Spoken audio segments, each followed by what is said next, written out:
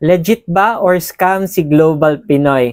Hello mga ka-travel, this is Paul. So napakagandang question kasi isa po ito sa mga usual or lagi ko pong natatanggap na katanungan sa mga nag-i-inquire about our company or about our business. So legit nga ba or scam si Global Pinoy? So actually po sa mga viewers natin or doon talaga sa mga tumitingin na mag-start ng kanilang travel and tourist business. So baka isa din po ito sa mga consider ninyo yung ating pong company which is Global Pinoy Travel and Tours. So, actually po si Global Pinoy, we are a very legit company. Pero syempre, wag nyo lang pong paniwalaan yung sinasabi ko. Kailangan din po you must do your own research. So, number one, you can visit our main office. Located po yan sa may Quezon Avenue, Quezon City. So, syempre, dun pa lang, no, pag may opisina, correct, nag-ooperate, no? So, syempre, sign na po yun na legit, no? And syempre, kompleto po nung legalities.